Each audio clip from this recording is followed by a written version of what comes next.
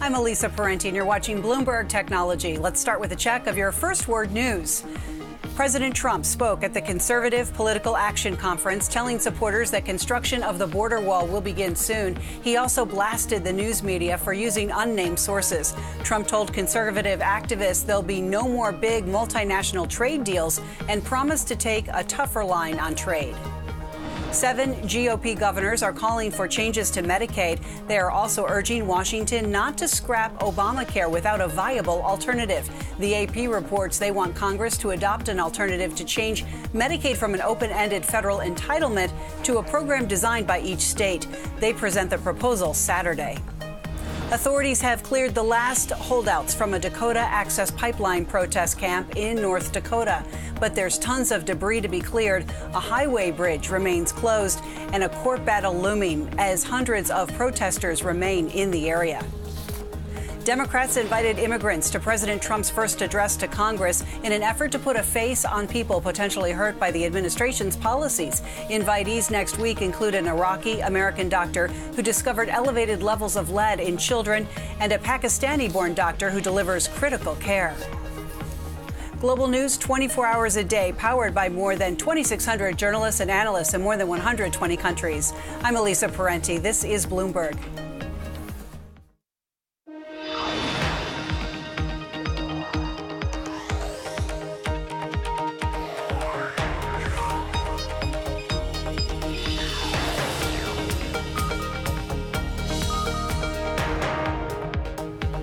I'm Corey Johnson, and this is Bloomberg Technology. Coming up, Uber's bad week takes an ugly turn. The company accused of stealing intellectual property from Google, and it all unraveled with an accidentally CC'd email.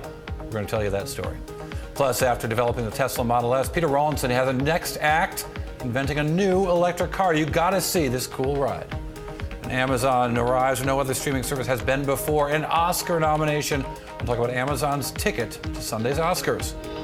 But first, to the lead. A week began with one PR crisis for Uber, but it only got worse. Over the weekend, a former employee described a work environment of sexual harassment and discrimination. CEO Travis Kalanick quickly appointed a former U.S. Attorney General Eric Holder to lead an investigation. Board members were unhappy, of course, but Thursday, Alphabet's self-driving car unit Waymo filed a lawsuit against Uber, claiming it stole designs, which it discovered, get this, when Waymo was accidentally CC'd in an email. Bloomberg Technology reporter Eric Newcomer joins me. Eric, tell me about the email. Tell me what happened.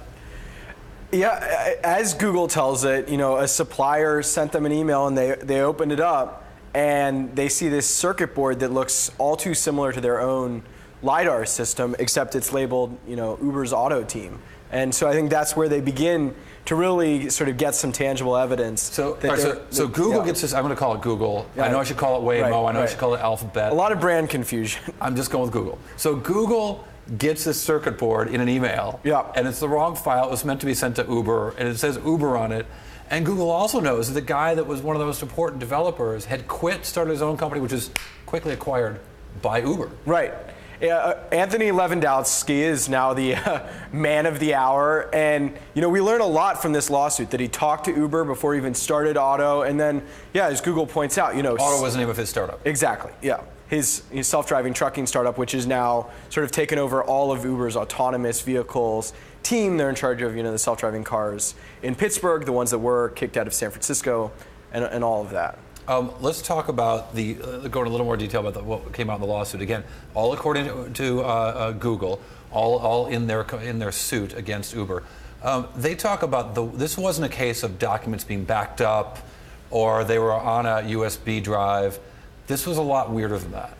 Right. The picture that they paint is much more intentional. This is Anthony going in, downloading 14,000 files onto his hard drive, and then taking those with him, then changing the operating system to effectively reformat the drive so that all the evidence is destroyed. The accusation is he's got a company laptop. Yep. He brings in an external drive. Yep. He pulls a bunch of stuff onto the external drive, right, disconnects the drive, and then downloads a new operating system onto the laptop to erase all traces of this. Because if there's any company in the world you can fool about technology, it's Google. Right. And then he, for some reason unclear, he stops using that particular laptop and moves on to some other ones. But that's the case. And these designs, Google spent hundreds, I can't even, many thousands of man hours sort of putting together all these different designs. I love that they talk about the sort of unused designs, the ones that sort of they went down the wrong path and learned that was the wrong way. Right, exactly. Helped lead you to his great work. Exactly. Let's talk a little bit about LiDAR. LiDAR is not relating to a polygraph machine in this case. It's referring to something akin to radar. Right. But radar using lasers. Right. These are the lasers that the self-driving car sort of sends out to get its picture of the world.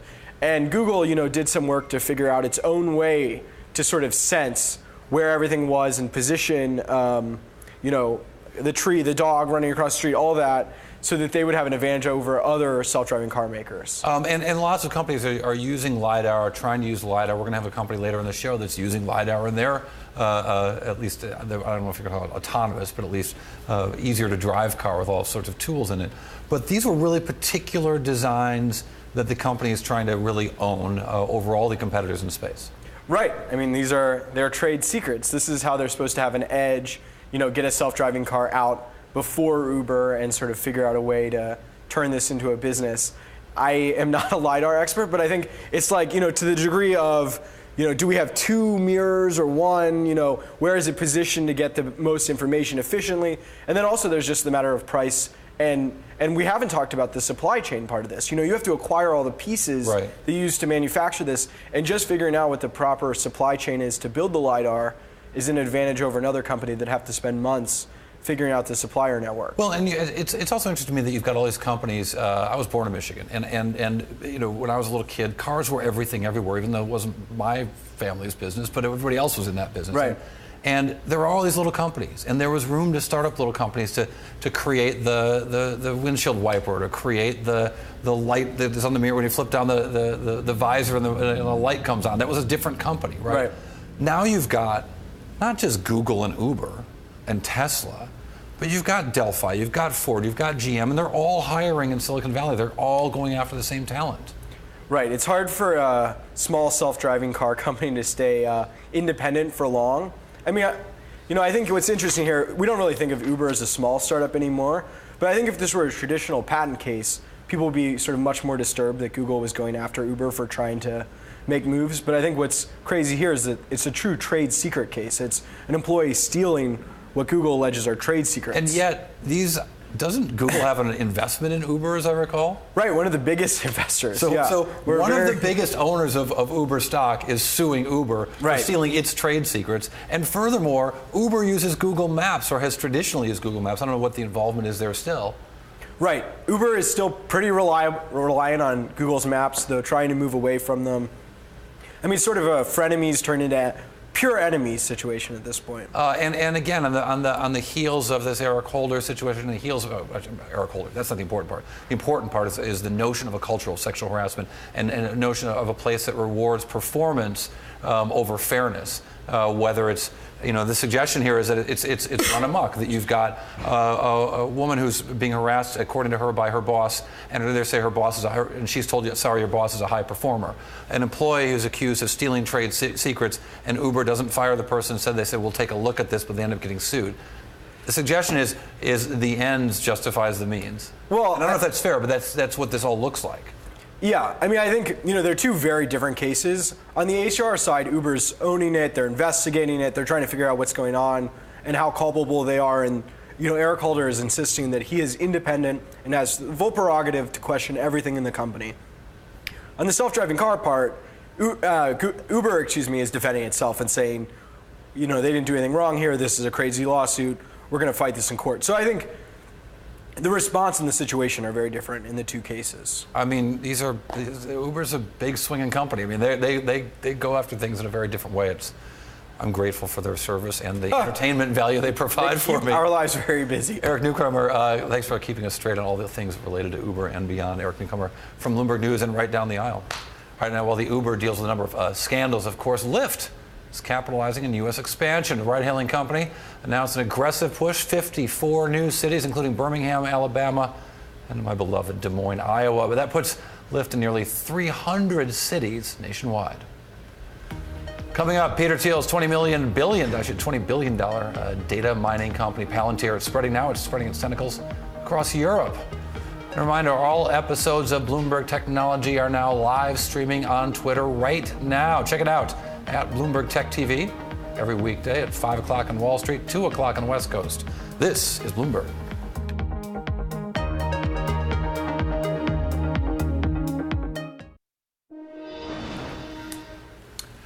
Well, the FCC put some strict rules on Charter Communications in its Time Warner Cable acquisition. Now, the new FCC chairman, Ajit Pai, is looking to ease those requirements, which might be disconcerting to people who thought that they were necessary. The FCC had demanded that Charter build broadband connections to 2 million new locations, including 1 million in places already serviced by competing providers, I should say, who are also compelling. But according to FCC official familiar with the plan, Pai now wants to undo that. He wants to drop part of that requirement the company already agreed to. A Cowen analyst today said the move shows that Pai may seek to revise or eliminate other conditions imposed on Charter as well. Palantir Technologies, a data mining company known for being rich and powerful and secretive, not too much unlike its co-founder Peter Thiel. Bloomberg Technologies' Lizette Chapman caught up recently with the $20 billion company. Their other co-founder, CEO Alex Karp, and joined us more with what they're up to. This is a fascinating company, but we don't know a lot about it, maybe because it's most likely their first customer was either the CIA or the NSA. It was indeed the CIA. Yeah. And part of the reason that we don't know much about it is that it's not an app on your phone. This is a pretty geeky data mining company. And so what it does is it pulls lots of disparate sets of data from all over the place into one massive heap and then mines it for meaning. Now, what that means, the net result really depends on who's using it and for what purposes. They've got government customers, and they've also got a bunch of commercial ones recently. The story the company tells about itself is meant to sound, it seems to me, like Oracle. Oracle's first customer was the CIA. Oracle was the first company put to create databases on a massive scale as they did, and then went on to sell to corporate America and become the backbone of every company from the CIA to companies like Bloomberg that use Oracle to organize all their data. This seems like it's the secondary notion of that now you've got all this data, just throw it in there and Palantir can figure out what it all means. Right, a little different insofar that what Palantir really sells is not so much the databases and the storage, which is now a commodity. Right. It's about connecting all of Oracle's and other people's databases and silos that are left over from the 1980s and the 70s, going all the way back for the government, and connecting them all together and mining it for patterns where humans might overlook it. For example, let's take its use in the Special Ops Division for how it's used in Afghanistan. It pulls together information about, say, a terrorist cell, for example. Right. So drone footage, information that's been gathered about individuals suspected of being terrorists dating back decades, as well as weather conditions, and then of course, on the ground footage as well, being taken live from people's cell phones. So unstructured data, cell phone data, drone imagery, video data, textual stuff, old textual stuff. That's the idea, is that it can take all this stuff and create order where there isn't any. Exactly, and they do the same for, let's take Hershey's, for example, for, Kit Kats and, Kisses, figuring out who's buying it, how much, where, what the weather's like when sales are great, how does that track with, marketing spends and, advertising and even placements on end caps, for example. So now look at Europe. Europe. So they've been growing like gangbusters there. They've actually tripled their business there every year for the past 3 years. And in large part because of that growth, they're on track to be profitable this year. And to that, is this real? Here's what I wonder about this. I mean, we don't know, right? We haven't used it, I haven't used it. We hear about these things, but I just wonder how easy this stuff is to use. I can't think of any great technology that I've heard about and read about and even reported on until I find out I actually use the thing. I'm like, wow, it's impossible to do your expenses with this program. You can't actually find data in this easy to mine data data sheet or data spreadsheet or whatever. Well, that's a really good point, and that's one of the reasons why they keep engineers on site, both for the setup, because there's a huge amount of customization that comes into play. It's not just a set it and forget it software program. It doesn't work unless all the data is flowing into their platform, and then of course people are using it properly to ask the right questions, to query it in the proper way, to pull out the information that they want. So because of that, they've had this really high burn rate because they've had to employ all these humans. Well, this is something they're coming down now. Is it going to be something easy to use like a Microsoft PowerPoint, or is it going to be like Siebel Systems CRM of yore that required so much services and was so hard to get up and running that customers would spend tens of millions of dollars before they could turn the thing on? Right. Well, that depends on the customer's expertise as well as how well the training goes and the like. We shall see. It's a fascinating notion, and it could be a really interesting company. We're glad we've got you on it, Lizette Chapman from Bloomberg News, as I mentioned, from just in the other room. We appreciate your coming on. All right, two of Asia's largest tech companies are deepening their ties. Japan's SoftBank and Taiwan's Foxconn are doing a joint venture, investment venture. The move will give Foxconn, the main assembler of iPhones, of course, 54.5% stake in one of SoftBank's existing subsidiaries. They're spending $600 million to do it. This comes as both groups step up investments in the technology sector and consider expansion in the United States. The deal reportedly expected to take effect on the 1st of March. A stock we're watching, Hewlett-Packard Enterprise. We talked about it last night, the biggest share plunge since October of 2015. At the same time, the company officially announced a split into HPQ and HPE. HPE cutting its full-year forecast, saying costs are higher than they thought, currency worse than they thought, cloud rivals being more aggressive than they thought, and CEO Meg Whitman saying she pushed some executives too hard while the company works to free itself from some crummy businesses and looks for better businesses to grow in. All right, coming up, fintech industry advancing, big banks, tech startups facing off. We'll explain. This is Bloomberg.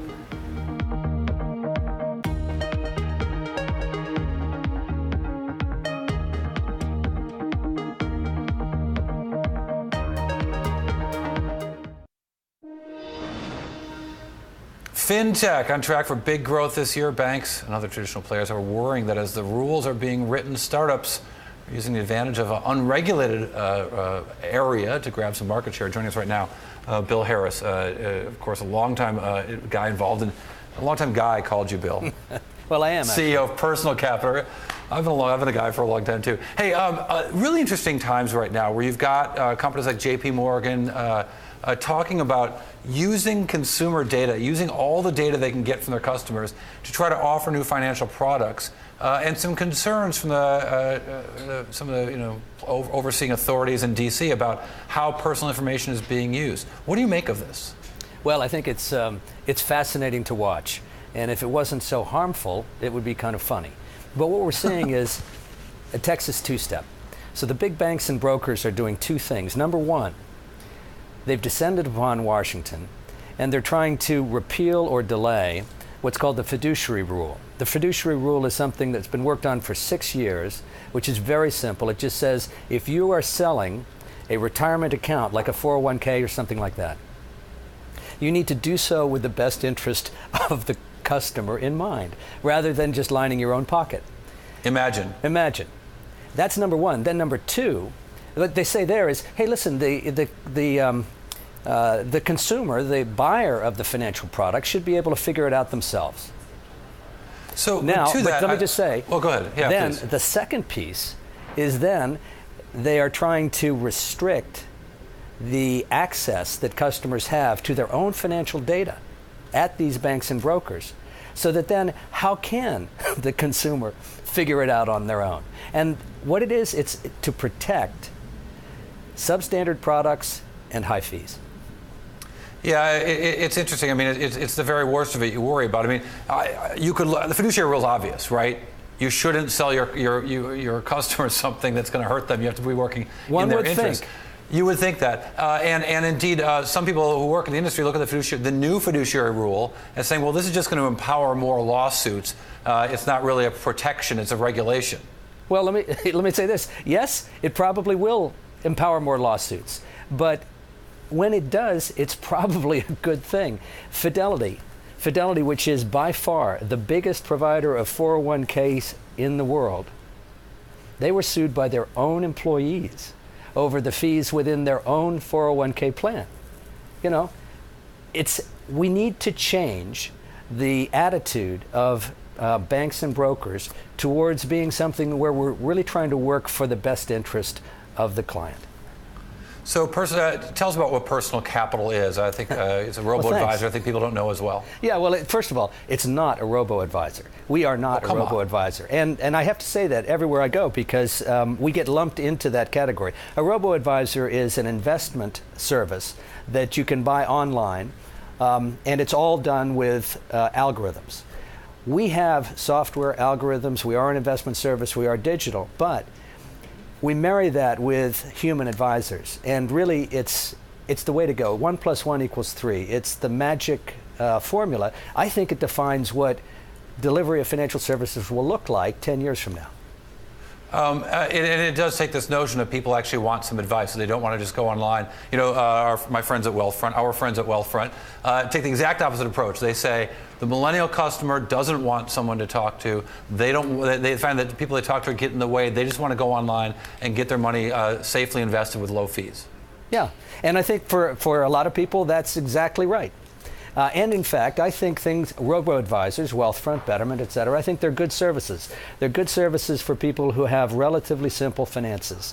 But once you have complicated finances, once you have a career, once you're building your family, you're thinking about owning a house and retirement and kids through college and the whole catastrophe. Once you're in that situation, you really need something far more sophisticated.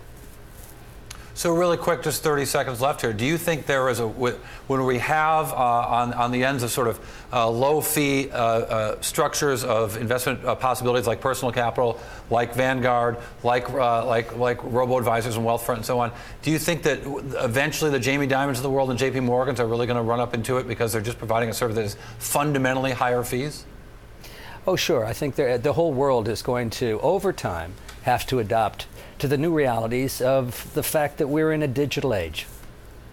All right, Bill Harris, the CEO of Personal Capital. Always good to see you. Thanks. Glad you're still around, Guy. Thanks a lot.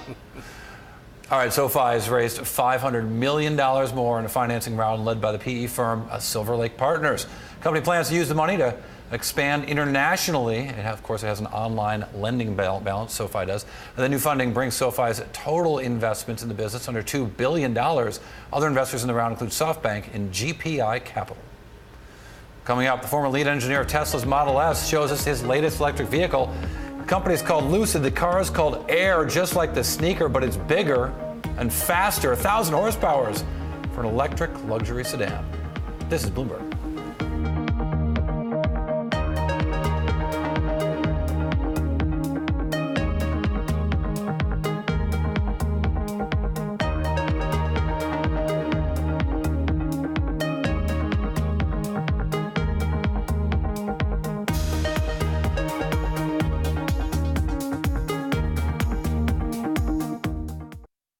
I'm Elisa Parenti, and you're watching Bloomberg Technology. Let's start with a check of your first word news. Ohio Governor John Kasich says there is no animosity between him and President Trump, his bitter rival during the GOP primaries. The governor says he shared his ideas on potential changes to former President Obama's health care law at a meeting with the president today. Ohio was among 31 states that expanded Medicaid under the law. President Trump says there'll be no more big multinational trade deals.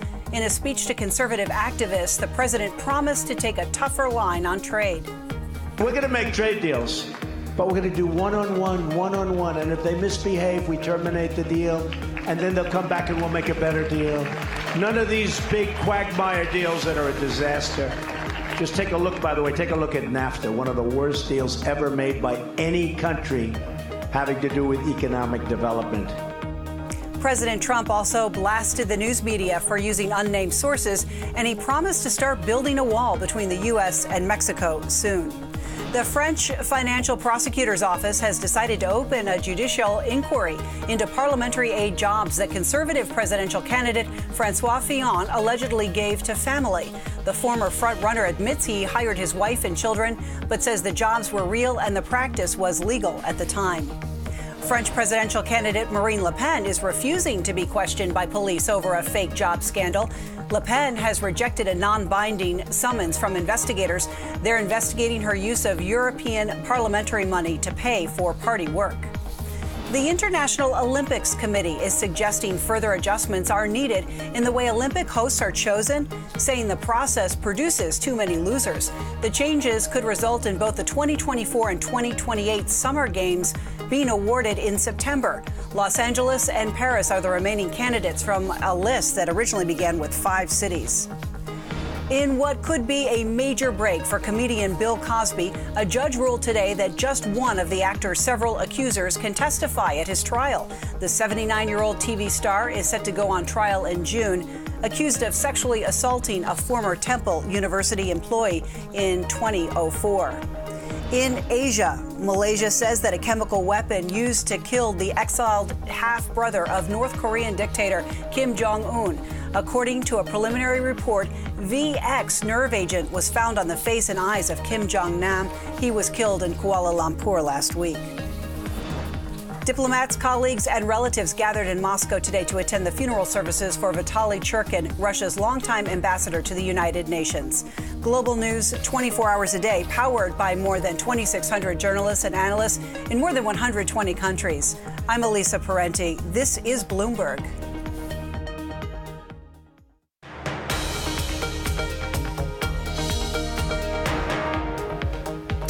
This is Bloomberg Technology. I'm Corey Johnson. Also, we've been discussing a rough week for Uber. The company's aggressive culture bared with a sexual harassment claim, and Alphabet's Waymo alleging the theft of trade secrets. Earlier, we talked about the lawsuit came about with Bloomberg Technology's Tom Giles and Mark Bergen. It does seem like Google's sort of kicking Uber while it's down, right? They've had a terrible week thus far, and then just adding on to the problem. But the email did expose that Anthony Lewandowski, who was at Google's car project for a long time, left in January to start his own self-driving car project now called Waymo. It's called Waymo. Back then it was called Chauffeur internally. Anthony was one of the earliest founders. It profiled in the New Yorker and sort of the hero of the self-driving car movement, and sort of the note. He was even the embodiment of Silicon Valley trying to do impossible things. Yeah, he's been like, he's very brash, he's very ambitious. He started this when he was at the University of Berkeley. He started this robotics company called 510 at the area code and was still sort of working on it at the side. It was doing some of the same LiDAR technology that now Waymo is accusing him of stealing and taking over to Uber. And LiDAR is like radar with lasers. Yeah, it's basically, it's incredibly valuable. Right now it's fairly expensive. The costs are coming down pretty dramatically. What does that mean for expensive? I think that the Velodyne, which makes models, and I don't quote me on this, but $16,000. I think Google was paying upwards of to twice as much. Some of those like $64,000 for some of their original models. That's why autonomous vehicles. Some people say the timeline for that is so far away, is because to make them actually commercial, the equipment is very expensive. The costs are like the chip industry kind of going down and becoming commodified, which maybe that might be Uber's path here, is they could say, okay, fine, we're going to ditch all this stuff that Google, you said we've stolen, and we're just going to build our own LiDAR from scratch. But I'm sure, Tom Giles, a conversation happened where Google called up Uber and said, hey, what's up with this? You can't take our guy and all of his files. It took us years to develop this, and then suddenly you get one of our guys, and it took you just a matter of months. What's interesting about this, what's fascinating about this, is if the allegations are proven to be true, Lewandowski downloaded 14,000 documents. He did a search that kind of tripped him up. He attached this external server to the computer. This is Google you're working for. They know how to track what you do on the computer. They know what you're doing online. Google knows everything. You might have wanted to be a little bit more discreet about it. Again, if these are true, these are all just allegations at this point, but an incredible paper trail, digital paper trail left behind by this guy. Let me make a quick turn to Tesla. Tesla earnings out this week. Stock falls about 6% afterwards, but there are true believers of Elon Musk. But this company is burning through $1 billion in cash in a quarter, just short of that, $940 million in change. They have announced plans to spend another $2.5 billion before the year's out, before July. And even then, they've only got about $3 million left in the bank. That's not really a great sign, but the stock didn't get crushed too much. No, it's not looking like people are that concerned about the cash pile so much as just the the product roadmap and the product. They've got these ambitious production goals. How much how are those overly ambitious? I think that's a question. And there's still questions about the Solar City deal. That's Tom Giles, Bloomberg Technology editor, and Mark Bergen. All right, let's stick with Tesla and cars.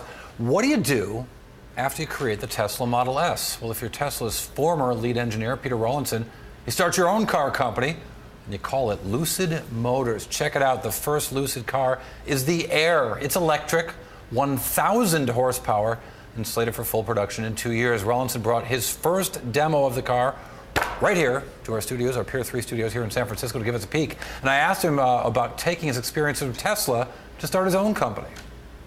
Well, the goal was to prove the viability of an electric car in the luxury sector and really show the benefits of going electric, to prove that it wasn't just possible, but actually an electric car could be superior to its existing internal combustion engine powered counterparts. Superior in what ways? In so many ways, in terms of tractability, instant torque, in comfort, in roominess, in so many dimensions which had not been really perceived possible up till then. The torque alone, like just that initial speed from the Tesla Model S and from the Roadster for that matter too. Absolutely. Both had this fantastic pickup. Absolutely. The Roadster started proving that. It was transformative.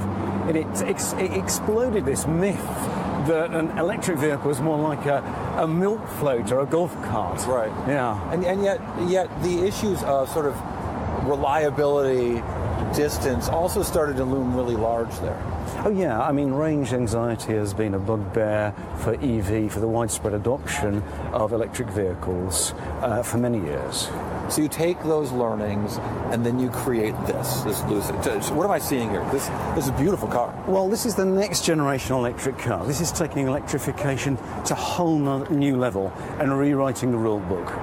And so what do I see? What's very special about this? Well, so many things. I mean, if you look at the lighting system here, which is revolutionary and developed in-house, this is a micro lens array. Right. Instead of a conventional system, which is kind of inspired by the human eyes, right, we take inspiration from nature, from insect eyes. And each of these modules has 487 individual lenses. So we have nearly 10,000 micro lenses powering the lighting system. And this gives us significant advantages in terms of safety and efficiency. And it also transforms the look of the car. Well, it's really cool looking in the front, but also it seems that the glass goes really high. I know that Tesla and the Model X talked about this. I talked to Elon once about this, about sort of the difficulty of designing this. Sure. It gives you a better view, but it gives you more light hitting you in the face. Absolutely. Absolutely. The windshield wipers are an issue. Well, we're working on advanced coatings which can reduce the infrared transmitted and the ultraviolet down to about 1.5%.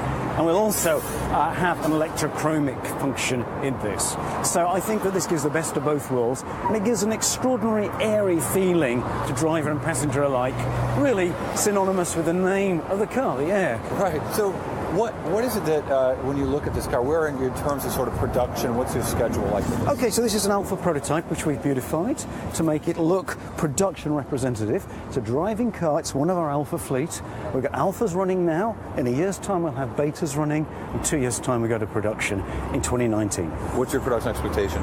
Well, the first year we anticipate making about a modest number, maybe about 7,000 or 8,000 cars. We won't be demand constrained, we'll be constrained by our ability to mass produce a quality product. We'll finesse those processes, production processes, and gradually ramp up the production, maintaining excellent quality.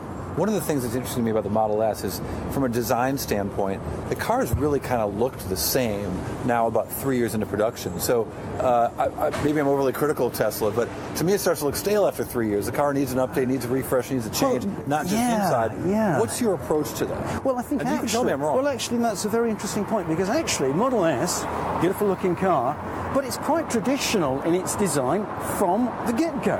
And it was really styled as a rather traditional type of design. Here we're taking what's possible with electrification. We've got this long cab, we're designing interactively with engineering, and we have a new proportion, a new look to the car altogether. Right, agreed. But is this going to have to change every 2 or 3 years, or do you think you can lock in a design? I really believe that a great design is timeless and can endure the years. So we're not looking to have multiple design evolutions. Right. But a 63 Vet's cool, so is a 62 Vet. Oh, yes. But there were changes. Yes, well, that's a possibility in the future. Okay. So where are you going to make these cars? We're going to make them at Casa Grande in the state of Arizona. just south of Phoenix, just north of Tucson. And what are the advantages of making it there? Well, it's in the US, it's close to our base in California, and it's a great location. It's got all the infrastructure. It's close to the interstate network. It's got a railhead. It's got all the utilities available on that site. I'm intrigued by the fact that not just Tesla, Google, Apple, Ford, Delphi, all these companies, GM, they're all hiring Silicon Valley. They're all looking at electrification of cars, but they're also looking just at semi-autonomous things, things that aid the driver. Absolutely. And it's got to make your job harder because it's just harder to hire the best people. Well, absolutely. This is exactly the hotspot for talent internationally now. Everyone's racing to Silicon Valley, and there's an explosive impact because we're seeing this conflation of electric car, we're seeing the connected car, and the emergence of ride-sharing and autonomous driving. And it does make the challenge greater because we've got to think ahead to this new era of luxury mobility, and we believe this car fits the bill ideally. All right, so I rode in the car. The coolest thing is probably the fact that the glass goes all the way from the back to the front, but that could get pretty hot, so they're going to have to work on those. You can see it's still a work in progress. And also the rear seats in the back, I'm 6'5", and I was able to tilt myself all the way back in this thing. It was like the biggest first-class air seat I've ever had. So it's an interesting vehicle. They've got some work to do. Really fascinating to see this competitor to not just Tesla and BMW and Audi and everybody else out there. It's an interesting development there from Peter Rawlinson, the CTO of Lucid Motors. Right, up next, we're going to take to the skies, not in first class necessarily. We're going to talk to the head of the drone company that's won the backing of some little tech companies like Microsoft and Qualcomm. And this weekend on Bloomberg Television, we're going to bring you our best interviews of the week, including Cisco Chairman John Chambers, joining the board of a company fighting phone fraud. Tune in Saturday for the best of Bloomberg technology and listen to me try to say things like fighting phone fraud, fighting phone fraud. I had to practice that one. This is Bloomberg.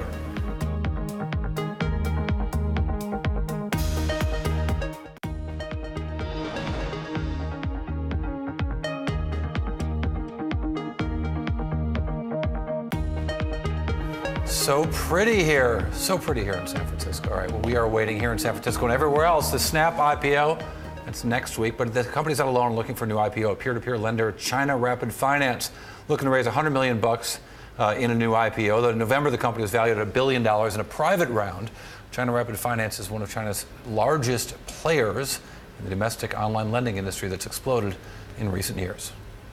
All right, now for an in-depth look at the drone industry. One company with sky-high ambitions, get it, drones, sky-high.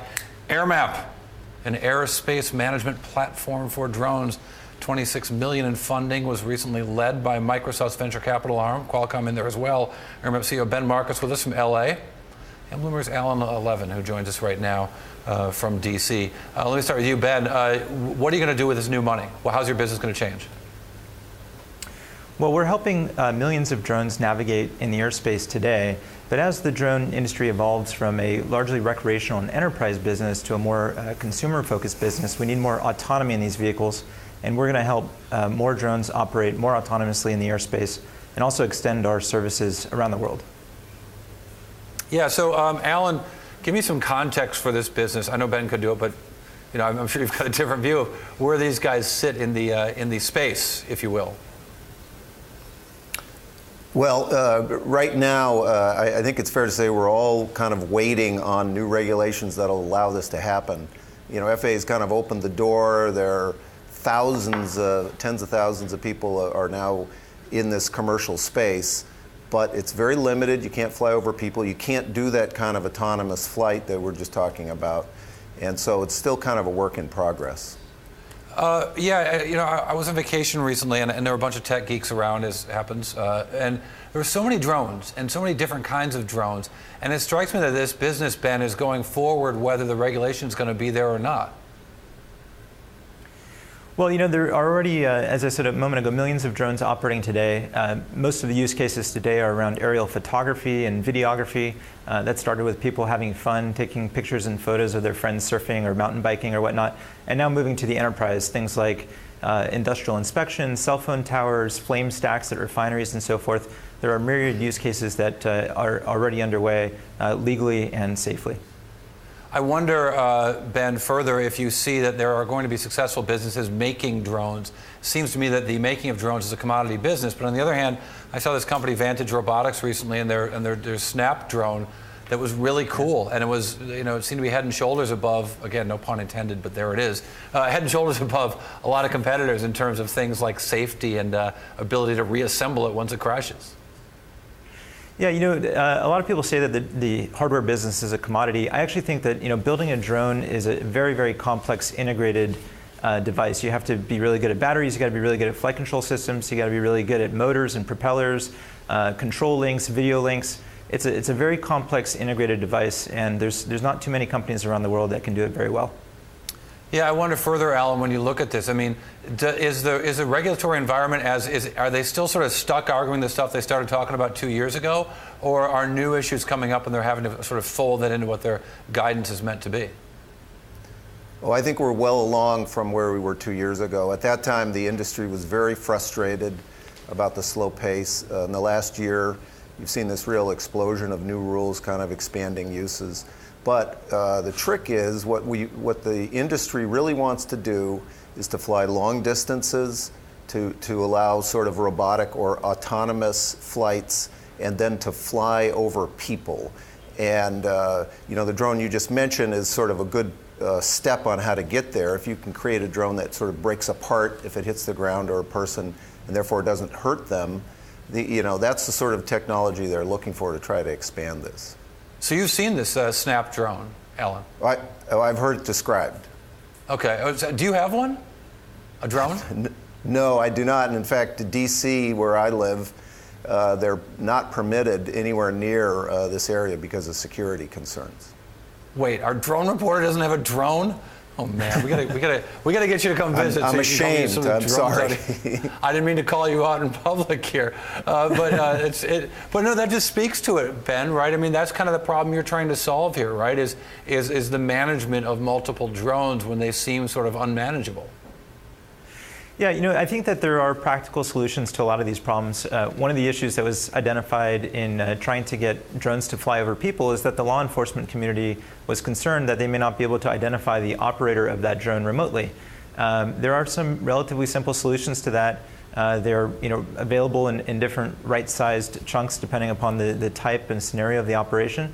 And I think once the industry can get around standards for those solutions and persuade the regulators that this is a safe way to operate, we'll be there. And I'm expecting that this rule will be evolved in the summertime, and we'll start to see more flights over people. And Ben, just 30 seconds. Besides the fact that you are awesome and that AirMap is awesome, what does it mean that Microsoft and Qualcomm are invested with you? Well, Microsoft is clearly a leading technology company in the world, especially around cloud computing, data, enterprise services. Qualcomm is looking at extending its mobile phone SoC into the autonomous drone. And so we're very excited to work with these technology partners to help bring about the future of unmanned aircraft in everybody's daily lives. It's cool stuff. AirMap CEO Ben Marcus, thank you. Alan Levin as well, thank you very much from Bloomberg News. We appreciate your work. Well, coming up, one tech titan is up. Not one, just two tech titans up for Academy Awards. 6 Academy Awards, in fact. We're going to talk about that next. This is Bloomberg.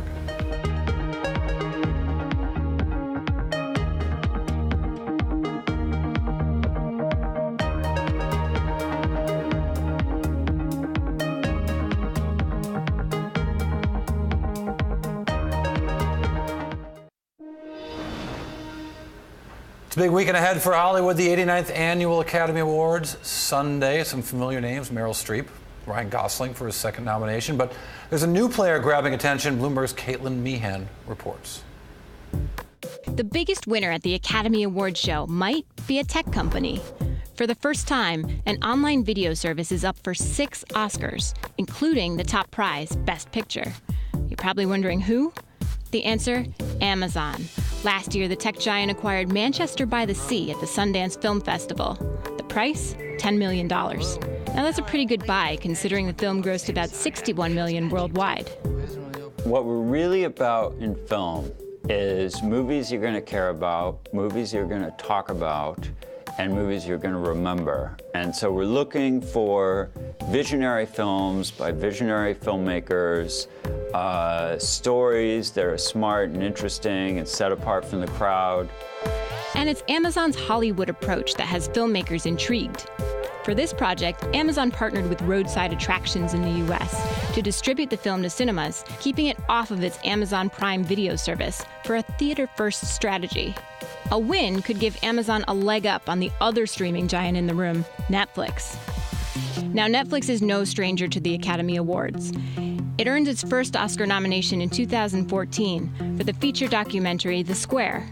All of the streaming services nominations since then have also been in the documentary feature category.